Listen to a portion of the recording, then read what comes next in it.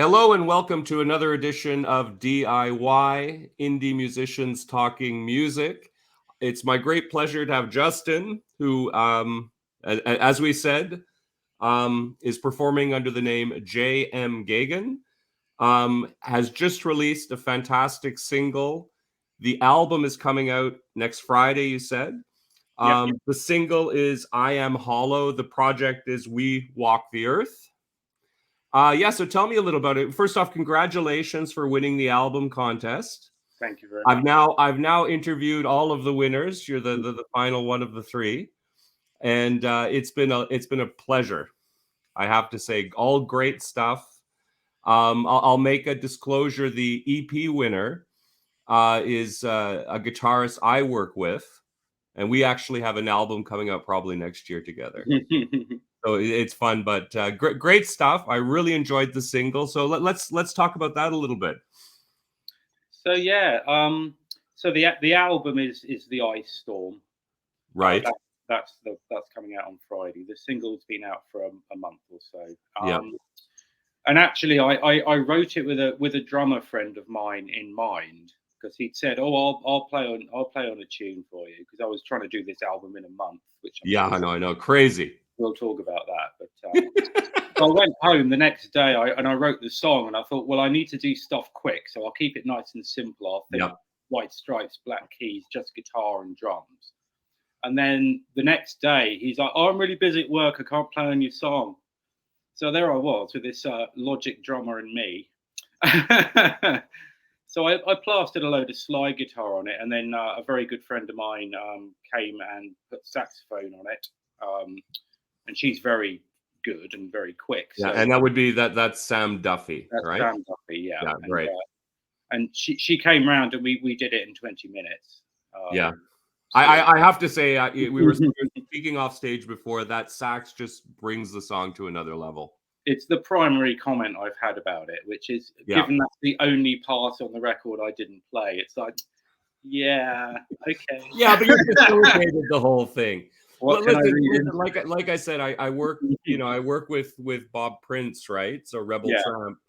And it all started off, I had a song, I wanted a guitar solo in, and so I wrote it. There was a place for guitar solo. He did a fantastic solo, and I told him, just play, and I'll keep what I want. That was pretty much what I said to Sam. Yeah, and it worked out really well, and ended up after that, well, it's like, well, let's do another song.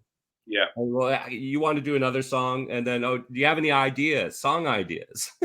And then we started actually writing together, right? Mm-hmm. So it's fun, but yeah, I wouldn't be, listen, that sound, all it does is make the single better. I agree. Absolutely. You know what I mean? So I wouldn't get jealous, although I'm jealous at you for having someone who plays horns on records. That's so few these days. Oh yeah, the next album I've just been writing horn parts like mad, knowing that I'm going to just bang them out. It's superb. Good. So a month to do the whole album. How many songs is on it? How many did you end up writing? 10 tracks. Right. I sort of got to 9 and really needed another one. So then I actually wrote the first track. Okay. Which is not a bad way of doing it, I think, because the first tracks are really tricky, I feel. Yeah. So I had the whole album sort of mapped out, and it was. I tried to make the running order quite dynamic. Right. But I had I Am Hollow, the single, which, is pretty rocking. Yeah. That was the first track, and I thought maybe I want to be a little bit more subtle than that. So I just knocked up a very small instrumental piece for the beginning. Nice. A beginning. So I ended up with 10, which given I think is, I decided that was doable. I decided to do an album from the start rather than just go for an EP. I thought even if I end up with an EP, you've got to try and you can always end up with an EP. And albums, I just really love them as a form. Yeah. It's a thing. It's like a film. It's a whole. Yeah. It's more than just a bunch of tracks, although obviously that's how they began. No, listen, it's interesting because I was out with a friend last night, which is why my voice is a little rough this morning. But they're organizing, and I'm so happy. I bought my tickets for it, and I've got them here. They're doing a Christmas party at a local pub right around the corner from where I live, and they've hired a Pink Floyd cover band who's Oh supposed to yeah. be really good, and the band is playing. It's back to back, Dark Side of the Moon, Wow. and then after the intermission, Wish You Were Here Wow. in their entirety. That's a lineup. Wow. I am just so excited about this. Yeah. And it's like I was talking to him, and because he knows the band, and it's like, yeah, it's like, this is for friends. I understand it's for people in the neighborhood. It'll be very, it's a Christmas party, right? Yeah. But like we're going to talk to the band, and we're going to do it for an audience, because I love the idea of the album performances. I mean, that's where I want to see a cover band, because you're not going to see the band do it anymore, or they'll be doing it coming in wheelchairs at this point. Well, they're just doing their new stuff, wouldn't they? Or they'd be playing their new stuff, because that's where they get the pressure. Where really, I've seen, there used to be a guy here in Toronto who did that. He did classic albums, and he would bring together the best musicians, and usually get the singers from the best cover bands. And I saw one performance because my ex drummer was part of he was brought in as part of the show, and they did the Who, which one was it? Who Are You? Oh yeah. Oh man, what a great, that's a really good record. It's a great album. Yeah, and they'd figured it out, so it sounded like the record. And to see that live, anyway. Let's get back to talking about you and your stuff. Well, on briefly before we do that, on that topic, I was really lucky to see the Stooges, Iggy and the Stooges, do Funhouse, the whole album. Wow. In about 2008. It was just before Ron died, so really privileged to have seen it. It was amazing. They're a fantastic band. Yeah. I saw Iggy. To the hits. Well, but it's, I mean, I, like yourself, I grew up loving albums, and I remember, it was a different world. You didn't have everything on your fingertips. Yeah, so you have to go out, save the money all week long, right, and then invest in one thing, and you're listening to that from end to end. You're not picking and choosing, and then, unfortunately, when I think when CDs came in, that was just the end of it. I agree. Very few bands were able to restrain themselves, and rather than 10 good songs, you got 22 bad ones, or 3 or 4 good ones, and the rest was all just garbage. I do, and I think the artwork, the object, was less desirable. Yeah, I mean, there was that too. You didn't have that album cover of the best, where the gatefolds. Oh my God, some of the records, it's like, like I was saying before, I love Roxy Music, and I don't know why I gave it away. I had the Roxy Music, the first record, the gatefold. Yeah, with that they were so both that and For Your Pleasure. I mean, what crazy records. Anyway. But yeah, it was the whole thing, the artwork, the packaging, the lyrics, the few little sort of cryptic messages where you found out of other bands and musicians because they'd played on it, and who is this? And then you go and check them out, and all that. Looking for the used to like looking for the sort of signature the cutting engineer would put on it. So like a Porcupine Cut was a big one. I forget the name of the fella who was that cutting engineer, but he did like all the Hawkwind albums. Oh, okay. Well, so there's a whole other story. Cut on the inside of the yeah. Really cool. But no, I mean, it would be really nice to do this record on vinyl, because the artwork is so amazing. Laura Kerr, an artist I met on Twitter, actually did the artwork, and she's amazing, and it's sort of glitchy and algorithmic, but then when it looks like the Ice Storm, this is the image she came up with, and it would look fantastic on a record sleeve, but it's just too much money. And the volumes we're talking about shifting, it wouldn't even be a break even at this stage. Yeah. But I Well, think the next one, you have your distribution. Well, I guess it's it would be with Lights and Lines, right? yeah. That your distribution is, because I know that I'm still with CD Baby. Just Yeah, I've got a different band that is still on CD Baby. and I know that they offer a service where it isn't that expensive to get small batch pressings done. Yeah. You know, it's like they work out to about maybe $25 a piece or something. You know, it's like a reasonable amount of money, so you're not going to lose a whole lot. Yeah. You know, for downward like 100 copies too. Yeah. No, ironically, given it's an old format, it's something for the future, I think. And I mean, I've not had a physical product out since 2008. It's just been Bandcamp all the way since then. So, Yeah. And a different label. I mean, me and my former partner had a small label ourselves, and we just put our own stuff out on that. So the last time I was actually released on a different label, I think it was '94. It's been a long road to this record, actually.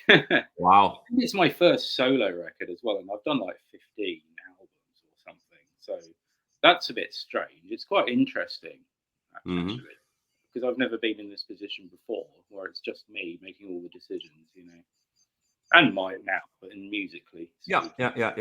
And did you enjoy that? What was the experience? It was fantastic.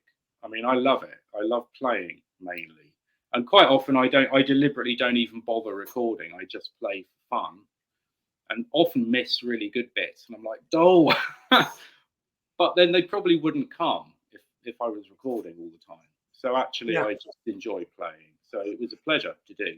Yeah. And I was lucky I could spend all of my time on it. So I did. And it worked pretty well. I mean, the 10-song thing, I sort of planned it that way, thinking that if I do one every day for 2 weeks and have the weekend off and everything, like it's a job.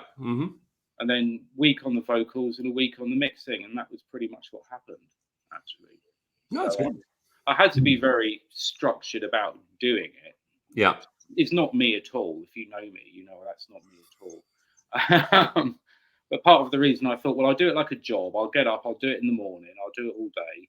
Then if I do need to do ridiculous all-nighters at the end, I can, because I'll have that headroom.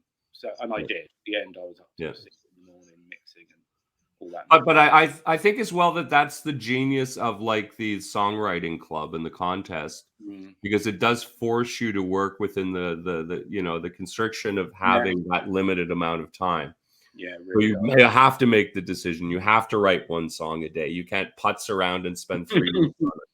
You know, which is good and bad, because like when you were saying that you a lot of times you'll just play and not record. What I find with myself, because I don't really play anything very well, is I'll record everything. And then those little mistakes are generally what songs come from. You know, or that the last, or it's just, you know, you had it, the timing is right. And you can tell it, you know, it has a good time to it, and you can build around that, right?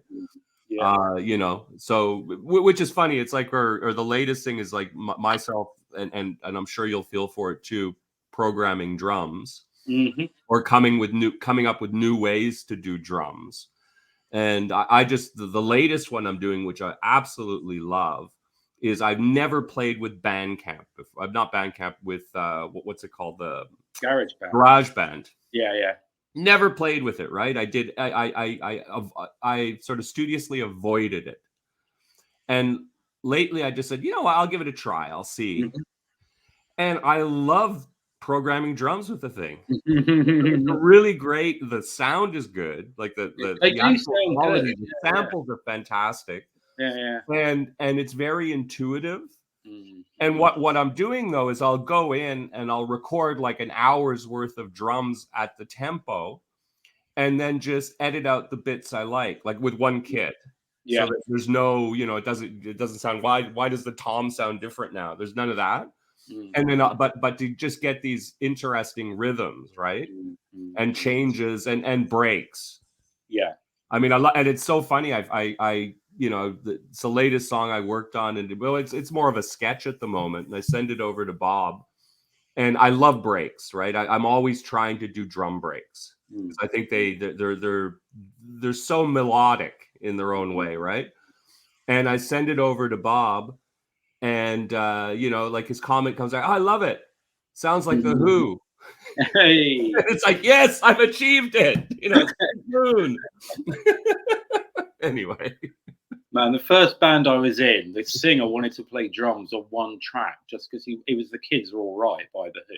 Yeah. That's because he wanted to try and do the drum solo. And it literally sounded like he was just kicking a drum kit down some stairs. Which maybe is the most Keith Moon way you could possibly do it, actually. Yeah. Although I stumbled across some recordings that they'd done like in the early 70s. Yeah. And they were a good band. Oh, yeah. I mean, these are live recordings, and it's just like, in a studio. Yeah. So the sound's perfect. It's going directly into a board.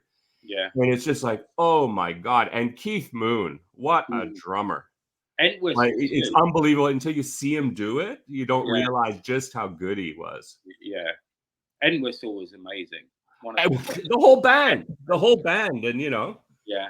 It's like there was not a weak link in the whole thing. No, there was not. No. Anyway. But no, I've just found a drummer actually, but we haven't managed to do a rehearsal yet. So and Sam, the saxophone player, is also a bass player, so she's probably going to play bass. So we should have a band next year, which would be quite fun. Well, that's great. And now things are opening up. Do you think you'll be doing some gigging live, or I reckon so? Around? That's the plan. I think a few gigs to get it bedded in, and if it works, then we'll go and do album 2 with people. Yeah. Because I've got album. This is the funny thing about Album Writing Club, because basically I've been writing songs pretty much since the beginning of 2020. Right. And I already had 2 albums full of songs. Yeah.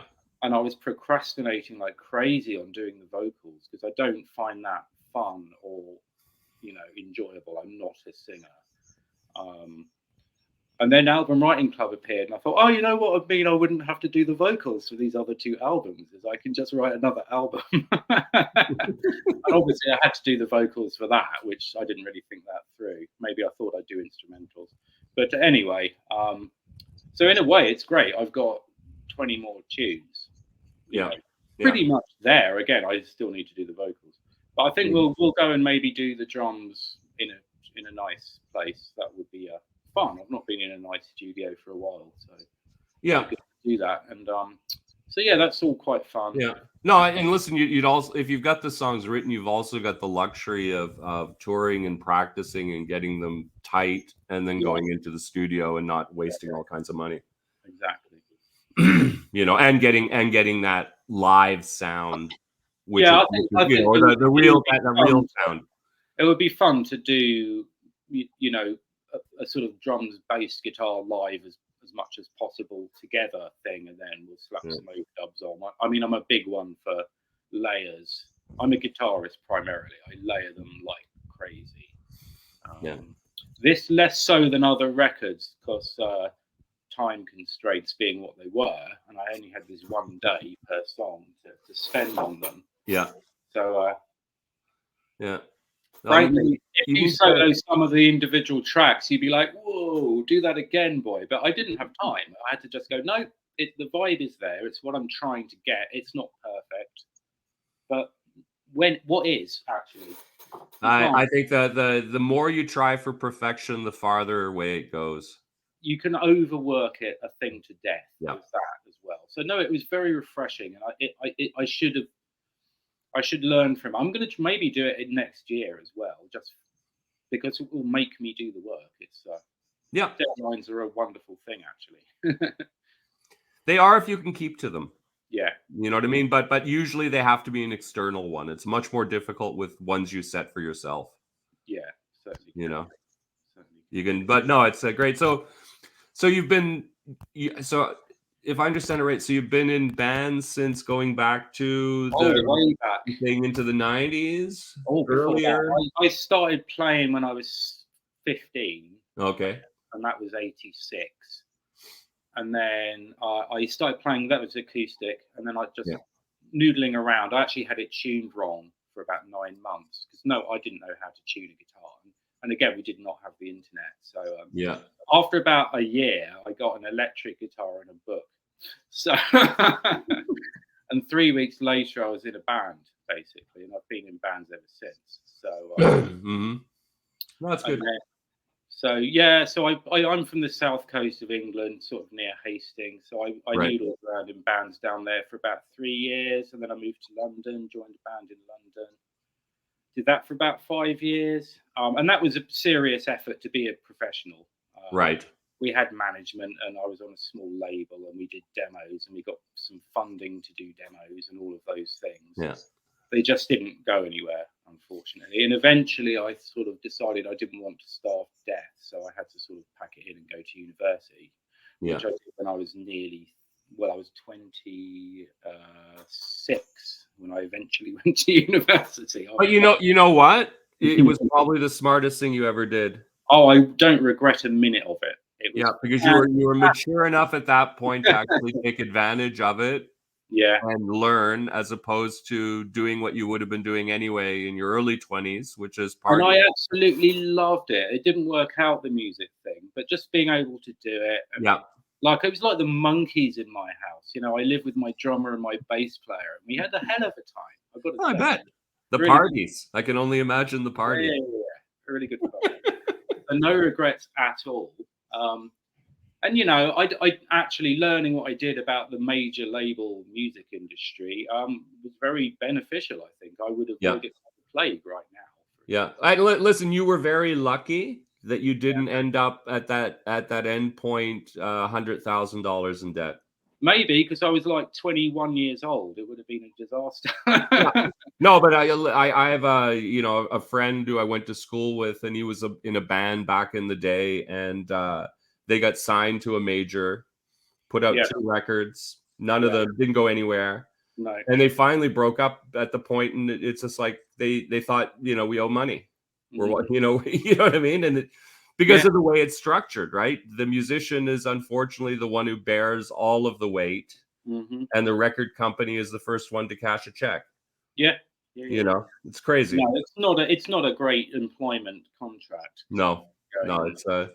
The bass player, the band I joined when I moved to London, the bass player in that band, he's still a very good friend of mine. He'd just been in that situation with this same major label that we were sort of talking to, because it was the same management. Manager was kosher. There was no problem there at all. But this guy, he'd been in this band. They'd been signed to a really big label. They'd had $1 million or $2 million spent on the record. Wow. I think they managed to shift about 10 or 15,000. Ouch. Okay. And they got dropped like a hot potato. And luckily for him, he was sort of a hired hand, so wasn't actually liable himself. But he didn't really get anything out of it at all. Yeah.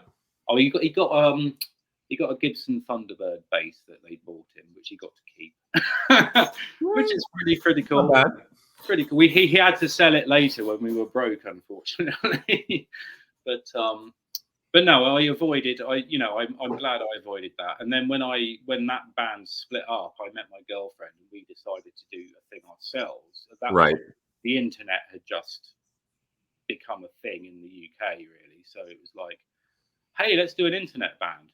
So that's what we did, and that was like 1996. We were putting stuff out on the internet. Wow! Before you could actually sell it, so that was kind of a pain. But the mechanisms caught up with us, PayPal and CD Baby and things. So we did eventually sell stuff on the internet, and we did that for 20 odd years. So that was pretty fun too. No, good. No, it's absolutely no. It sounds. And how many releases have you done then, all told? Well, with that first band I joined when I moved to London, I only did an EP and a single. Right. One was under the name 3 Stations East, and the other was under the name Union Sundown. Neither of which are my idea. And then the band I formed with my girlfriend was called Red Zone. That's still. It's on Bandcamp, but it ceased operation. It was 2017, really. I stopped having any time to do that band. Right. I was doing a PhD. I was trying to write it out frantically, and Amy was really sick. Yeah. So I mean, like terminally. Oh, So I'm sorry to hear. I couldn't do it, but she loved to do the music. So I said to her, "Well, look, you go and do some solo records, maybe." And she loved that idea, and she went off and she made like 2 solo albums, which came out on a small label in London. Nice. But then she passed away in 2020, beginning of COVID, really. So Red Zone sort of stopped in 2017, but it only really ceased to exist in 2020. But it's still, archived. It's on Bandcamp. There's about 14 albums, I think. Wow. 3 of them were on CD, and they're maybe still are somewhere. The rest are all just digital. Because we didn't have the funds, and we did like to churn them out. We ended up doing a lot of improvised sort of experiments, so put them out fairly often, actually. Yeah, and that's one of the blessings of the digital musical world, right? It really is. It really is. There are goods and bads, and it's definitely one of the good sides of it. So what a double whammy for you, though. Oh yeah, it was. You're in mourning, and then COVID happens, and it's enforced isolation on top of that. It's terrible. That's terrible. Well, mixed blessing, actually. I mean, one of the songs, the 9th track, I think, on the album is called "Testing Times," and it's about that. I mean, they're all about that. It's a hard subject to avoid, isn't it? Yeah, but it's really good fuel. I mean, friends of mine have said to me, you've really got to stop writing sad songs. Can't you write a happy song? And it's like, well, actually, I've hardly written any songs for years. This has given me something to write about, and that's, I think, really important. You need something to write about. Of course. And the simplest of things, I mean, there's a song called "Sirius" on the album, and it is literally about me standing outside on my balcony looking at Sirius in the sky and just trying not to think about everything else. Yeah. Simple little concept, but I got a whole song out of it. Yeah. And Testing Times is about that. It's about how, well, initially when because she had cancer, we knew it was inevitable. Yeah. And it was bad. Yeah. So it wasn't like it was a shock per se, but she just kept getting ill in various ways, and we ended up in hospital just when all the COVID thing was starting, and it was absolute chaos. The whole place was in uproar. Yeah. And she was in there for a week, and I just was trucking backwards and forwards, and I'm having to mask up and wash everything all the time. Blah, blah, blah. And then she didn't come out. So I went home, and we were already locked down, but I kind of been moving around more than most. And the biggest worry was like, well, because I was just so shocked. It was like, am I going to be able to buy any food or any of these things? Yeah, no. Initially, and when someone passes away, there's a lot of paperwork. That took a couple of months just doing that, and only then was I like, okay, what now? What am I going to do now? And like I said, I'd just done my PhD, and I was intending to do a postdoc and do research and stuff, and I just thought, no, I'm not doing that. I don't want to do that. Yeah, I'm going to knock that on the head. And then I looked at my guitar, and I thought, I'm just going to play that. That's what I'm going to do. I'm just going to play that damn guitar and watch garbage TV. This is my lockdown. And I just started writing, and they just kept coming, and they kept coming, and kept coming. And every time I had something I really felt I needed to deal with, I just write a song about it. Yeah. And it's great. I can't say it was easy, and it certainly wasn't pleasant, but wow, it's so productive. It's fuel. Yeah. You need something to fuel you.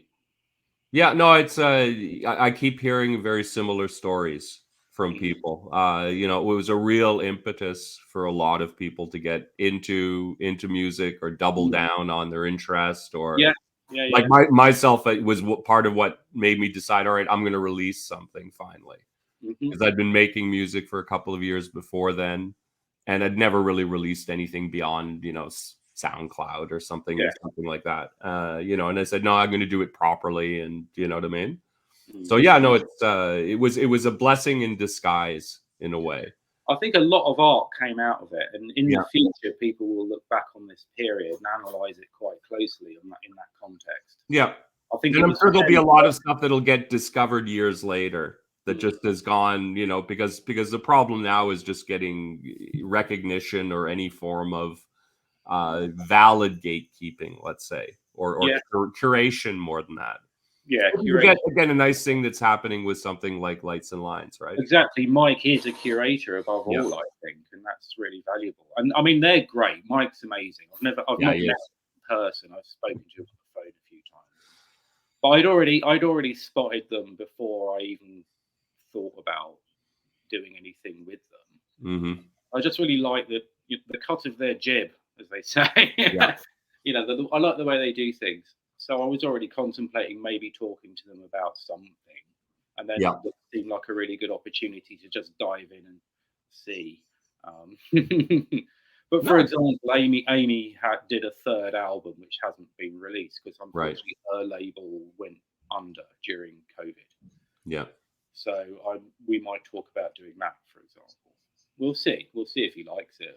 I've only listened to it once myself, so need to vet it a bit more, I think. But I think it's probably done. She thought it was done, and she knew what she was doing.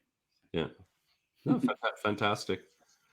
So, musical career stretching back into the 80s. Yeah. What were some of your early influences? Oh, I was a heavy metal teenager. I didn't hear any of that in the single, but No, well, although it was more grungy to me, that the sound is more that grunge feel.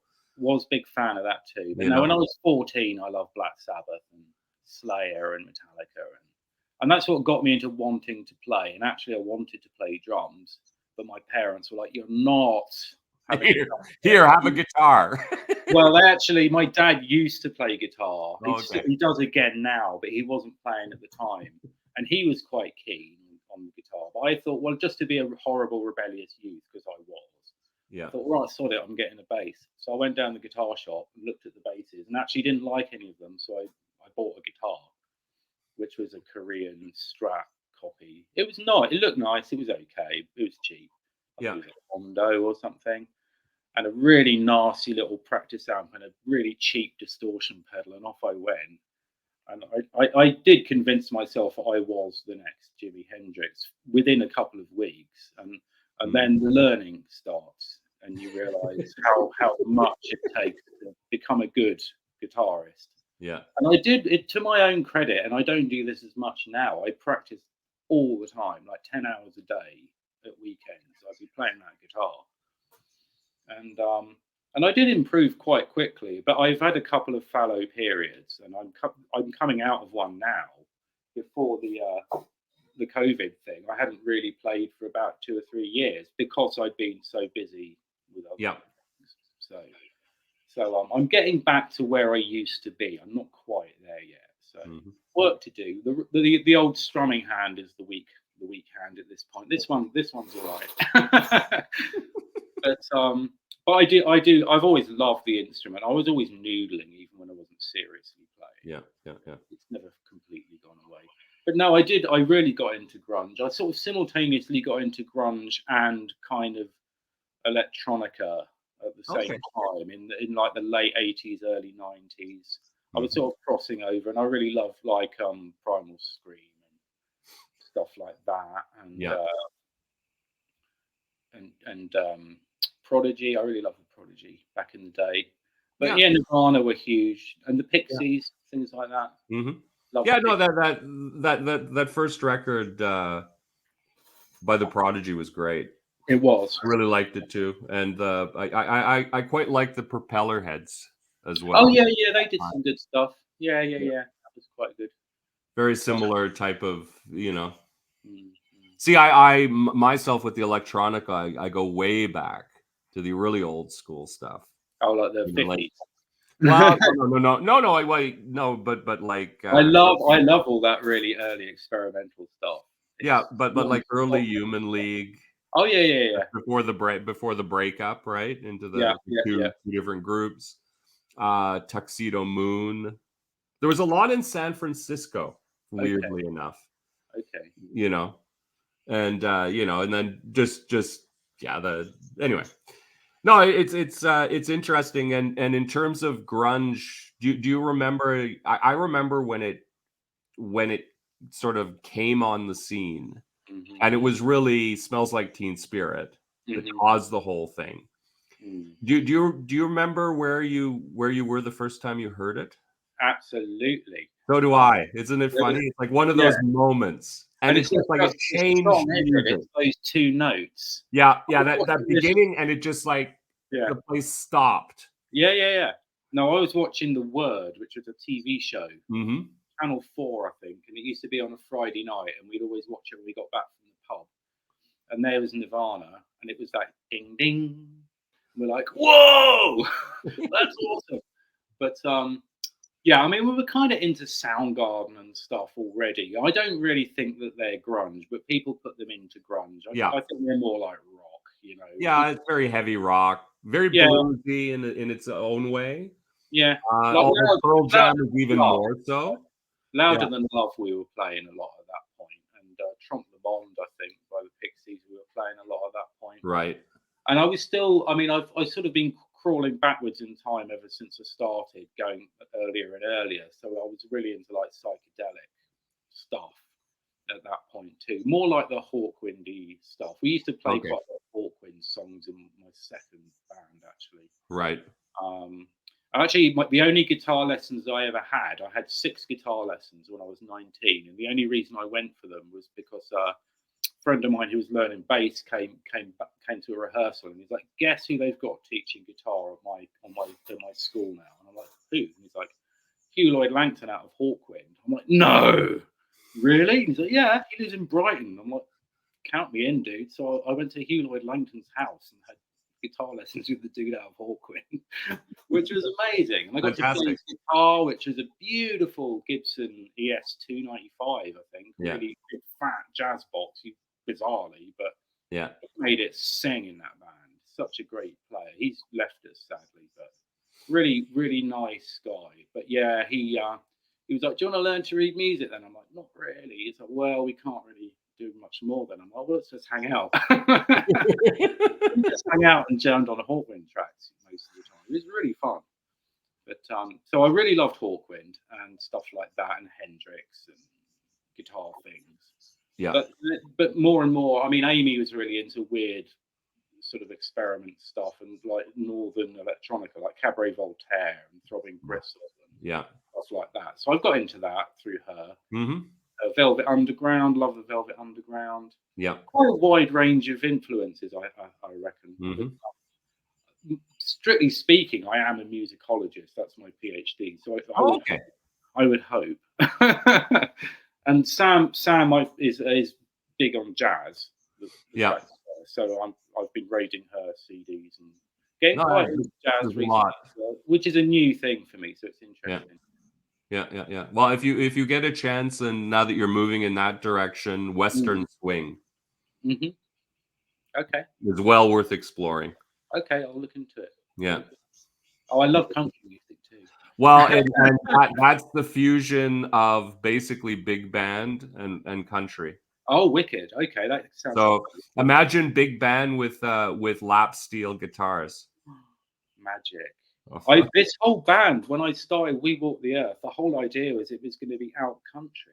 That was my whole concept because I thought it's the music of pain. It's perfect. I'm going to do out country, and I do play a lot of slide guitar Hmm.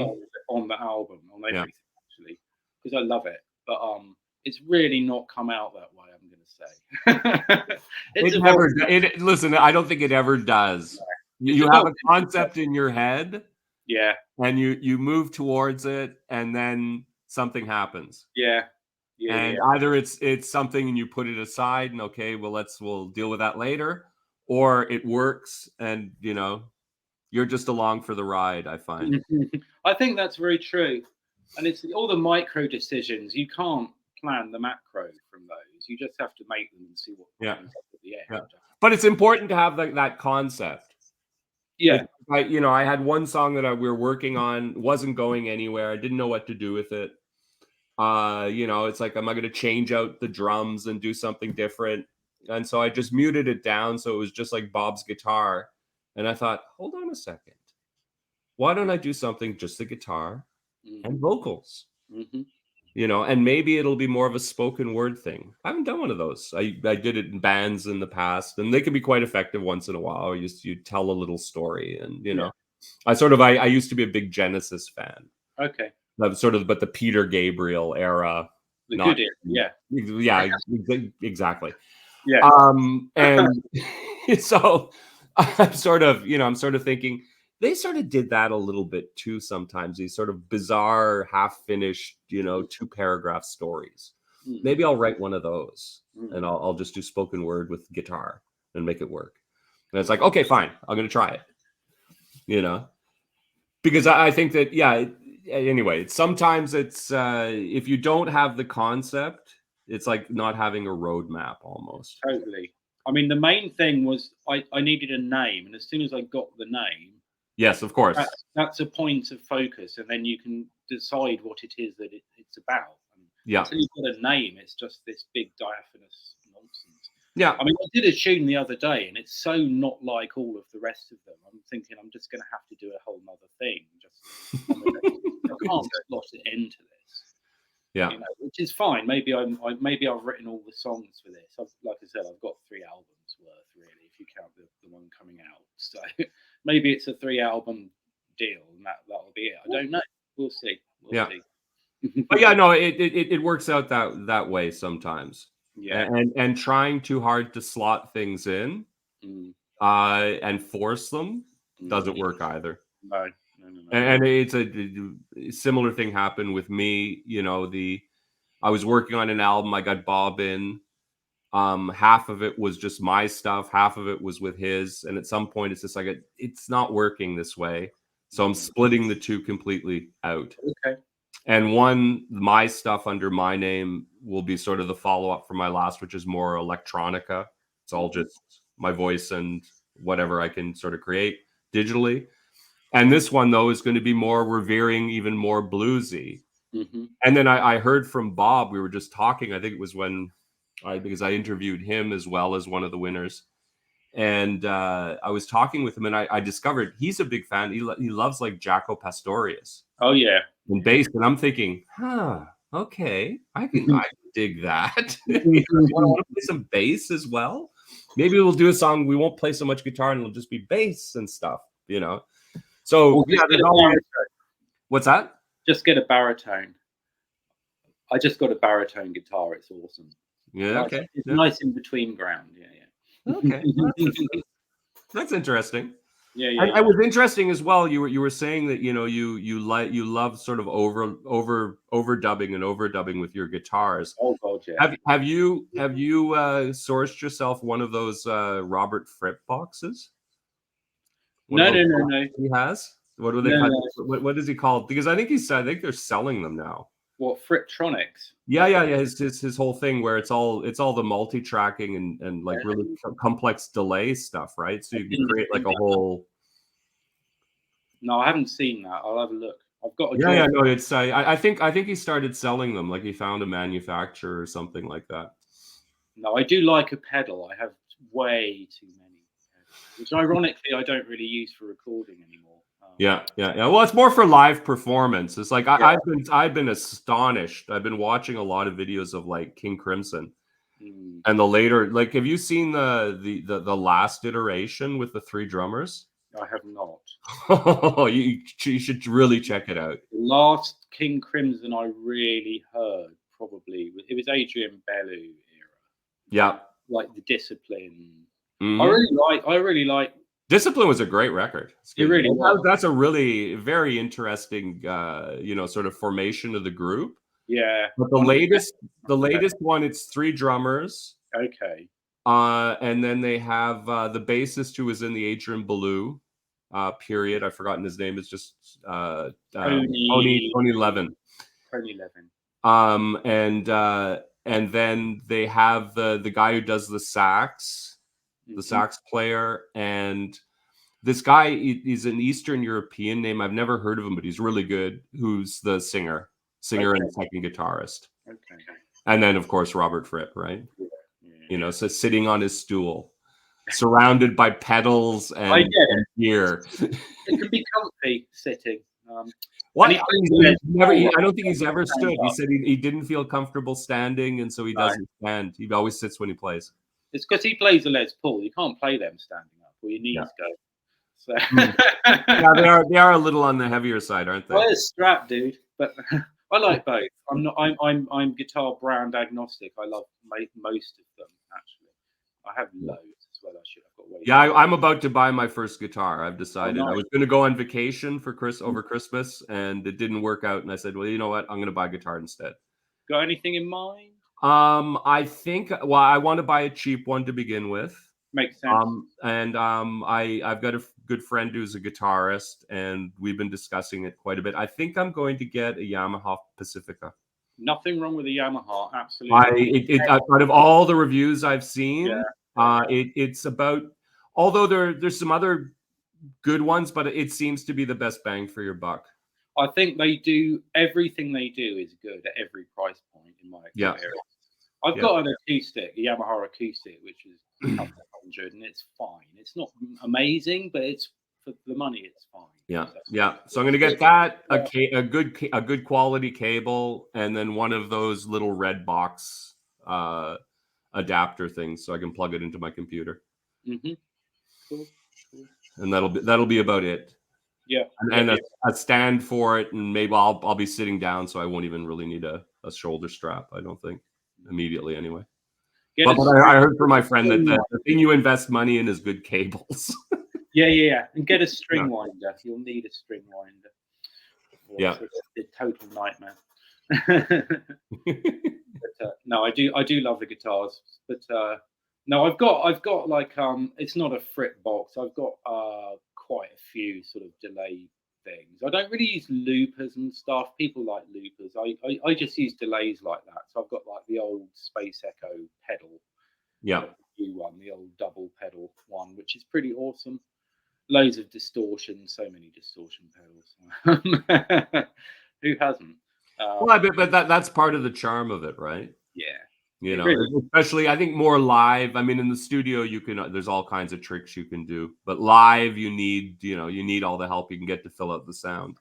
You do. And I come from a place where I always like just to have a really clean, loud valve amp with none of the high gain stuff, and then I do it all with pedals.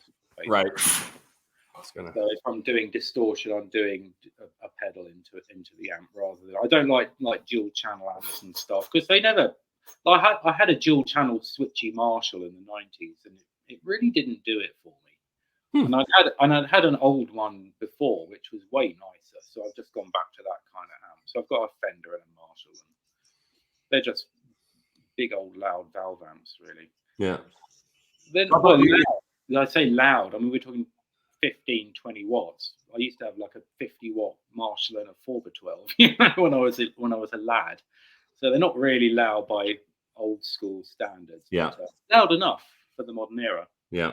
Because PA's good now, so you can use those and monitors. In the olden days, you just had to have a loud amp. There's no other way to do it. No, I know. And it's quite amazing how attached some people get to certain amps and things. It's like in terms of the gear talk, you know. Yeah. I remember I saw something that was very interesting. It was like Neil Young. Oh yeah. And he has, I think it's a Tweed that he bought in the 1970s. Yeah. From some guy. I think it was the guy who made them or whatever in California, and he's been dragging that thing around since. Will not change for anything else because I think that's his sound. He's ultra perfectionist about it though, in the sense of I heard an interview with him and he was talking about how they were going through a pile of valves and trying all of the valves. So he's even got the valves he likes in the amp he likes. But he used to have a whole rig whereby he presses his go pedal and it would actually mechanically crank the amp up, like with a little actuator. So like a manual boost. Yeah. And amazing. And there's nothing like a Tweed just turned up full, actually. it's filthy. His really filthy sound. And that's his sound. Yeah. I mean, the filthier the better, right? It's absolutely great. I love his sound. Neil's one of my heroes, actually. I love his stuff. And he's so diverse. Yeah. He's done so much, which is amazing. And he's still doing it, which is amazing.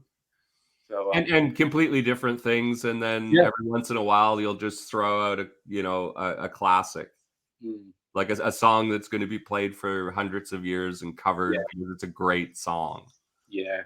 It isn't a Neil Young song necessarily. It's just a good song. Yeah. No, he's one. He just keeps doing that over and over and over again. It's crazy. It's annoying, isn't it? Damn talented. No. I love him. No, I love him. I heard that Barn album the other day, the one he did with Crazy Horse, and it's really great. It's really, it's a bit rough around the edges. It's very Neil and Nico Bolas kind of thing, but it's fantastic. So keep going, man. Yeah, it's like the ultimate jam band almost right now with Crazy Horse, huh? Yeah. They're very, very much in that, in that vein, and they've been together for years too. He's been playing with them for I don't know how long. Yeah, I mean, 30 years, 35, 40 years at this point. Wasn't Nils Lofgren on Harvest way back before he was even in Crazy Horse? I think. Yeah, he played on Harvest, and maybe after the Gold Rush as well. They're probably my two favorite albums of his. Harvest is just they're both really good, but Harvest is just unbelievable. And Harvest Moon's really good. It's a lot mellower. But, that's not a bad thing. Yeah. So big fan. And Tweeds are great. I would love if I won a big ton of money and bought a house with a basement. First thing I'd do is get a Fender Bassman Tweed and just crank it. But that would make this building collapse, I think, if I were to do it here. So, yeah. Oh, that's hilarious. So I'm just trying to think. What's your favorite album if you had to choose? If your house was burning and you could only go in and grab one thing. Oh no. Electric Ladyland. At the moment, last week it would have been something different. Next week it'll be something else. But right now, I'm liking Electric Ladyland. And Love Supreme is amazing. Been listening to that a lot as well. And totally different thing, obviously. Although not so different. The spirit is similar, I think. Yeah. But very much a guitarist choice. And for years I didn't like Electric Ladyland. I thought it was really boring. And I liked the singles and I liked Purple Haze. Yeah. But then I listened to it and I'm like, no, I was completely wrong. It's a masterpiece. So, you change as you age, don't you? I'm very different. Oh, no, of course. It's very different. Another day I would have said Doolittle by the Pixies, which is amazing. Or Daydream Nation by Sonic Youth. Or In Search of Space by Hawkwind. These are all great records. I really like, talking of Pink Floyd earlier. What you should heckle the band when they finish Dark Side of the Moon to do Atom Heart Mother, because that's my favorite. Well, actually, the idea that I had, if we can find a venue, well, we'll test the waters first. But if we can find a venue and the band would be into it, what I'd love to do is sell a season ticket where the performances is every single record that they did. Whoa. Start from the beginning and go all the way through their whole discography in a season, right? Like a classical music season. That'd be amazing. I think I'd buy a ticket. You know what I mean? But I think that's how you have to approach these things. You know what I mean? And if it gets that much like excitement, you've got something going. So we're gonna see. I mean, we're lucky enough we can easily get the venue right around the little pub around the corner from us, right? So we can test it out, and if it doesn't work, well, it'll cost us a couple $100, and lesson learned.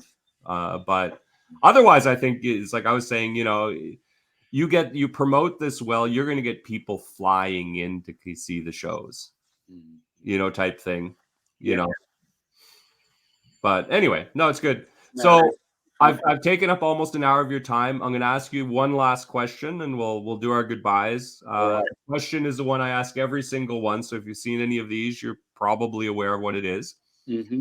What was the first record, CD, 8-track tape, cassette tape that you bought with your own money when you were a kid? Okay. There's really two answers. Fair enough. You can give them both. The first one, it was a school jumble sale. Yep. And I bought a chocolate brown 7-inch single, which was basically it was called Rosie and Me Rolling On. It was a country tune, and it was actually used on a chocolate bar ad. Okay. So I recognised it as the chocolate bar ad, and then realised that they'd stolen the song and changed the words to. Yep. So it was that. Not really a choice. I didn't hear it. I just decided to buy it for like 5p or something. And then after that, I bought the Jungle Book soundtrack from the Disney film. This is when I was very young. But listen, but it's interesting because the Jungle Book, there are a lot of good songs on that. It's bloody great. I love the Jungle Book. They hired some really good musicians and really good composers, and they knew how to write a song. It was amazing. But the first thing I actually went out and bought for myself in my teenage years that I would say was an influence on me musically was Live After Death by Iron Maiden on cassette, double cassette. And how old were you? I'm not really into that anymore. I've got to be honest. But how old were you at that point then? That would have been when I was 14. 14. So yeah, when I was very young, I really didn't like music at all. Actually, okay. I found it boring, which was strange. But yeah. I mean, part of the reason why I always ask the question about the first record you bought is I find it can be very helpful in explaining things, you know, because there's usually one little part that really is the core of why you like music. You know, although the thing itself might be, how could you choose that? But there's something in that, you know, because like my one is the first thing I ever bought. The album was awful. I bought it for the single, learned a lesson, though, was Captain and Tennille. Love will keep us together. Don't know it. Great 70s pop. Okay. But really great song. Great vocal harmonies, really catchy. You know what I mean? Catchy hooks. Big hit. I think it was a #1 hit at the time. It made their whole career. Mm-hmm. You know what I mean? The rest of the album was awful. But what a song. And for me, it's everything I do, I have this, you know, I'm always looking for the pop. You know what I mean? Like hooks. I love hooks. Yeah. You know? No, I definitely veered that way more nowadays. I mean, I remember the reason I bought it, I saw them on probably Top of the Pops doing Number of the Beast or something. Mm-hmm. And it was the first time I'd ever seen a band on the telly who really looked like they were going for it. And it was really actually exhilarating. So I went and got the Live After Death, and I'm really glad I did, because I got their other records later and actually prefer the live versions to most of them. They just sounded fuller and more exciting.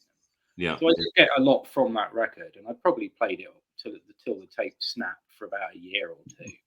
And then I sort of then I moved into the older Sabbaths and the Hendrixes and stuff. Yeah. And that's when I started thinking about playing. I wouldn't say Iron Maiden made me want to play. I'd say Jimi Hendrix and maybe Led Zeppelin made me want to play more than anything. Mm-hmm. Yeah. So did you ever get into the Yardbirds? Oh, love the Yardbirds. Love the Yardbirds. Yeah. And Jeff Beck, you know, wow. 3 in a row. It's just like let's have Jeff Beck replace Eric Clapton. Yeah. And then when that doesn't work out, but at one point Jeff Beck and Jimmy Page played at the same time, though. I think Page, for a very short period, didn't they? Yeah, and I think Page even played bass a couple of times. I think that's how they brought him in. Yeah. And then they all went, well, you know what? Because I think it was Jeff Beck. He really loved the idea of the two of them playing lead at the same time, like the double lead. Yeah. And what a double lead combination. Yeah. You know, if you're going to have anyone in to do double leads with you, it's probably a pretty good choice. Yeah, they're amazing. I mean, I'm not. I respect his playing, but I'm not really a Clapton fan. Mm-hmm. Cream were great, but Yep. that's pretty much where it ends for me with him. And as a Blind person, Faith was good too, but yeah, that was Steve Winwood as yeah, well. yeah, And yeah. Steve Winwood, oh my God! Like I find myself getting more and more into like Traffic. Traffic are good. Um, Yeah, yeah, yeah. Very complex band though. Of course, he was on Electric Ladyland, wasn't he, Stevie? Yeah, That yeah, he was a child prodigy. That boy, yeah. especially when you see him when he first came in. What was the first band he was in? Oh God, Don't know. um, because he was like 16 or 15, something like that when he started. Mm. And it was like a little Stevie, like little Stevie Wonder type thing Yeah, with that yeah, big voice. He's always had that voice, yeah. but you saw him on stage and it was like almost like a prepubescent boy.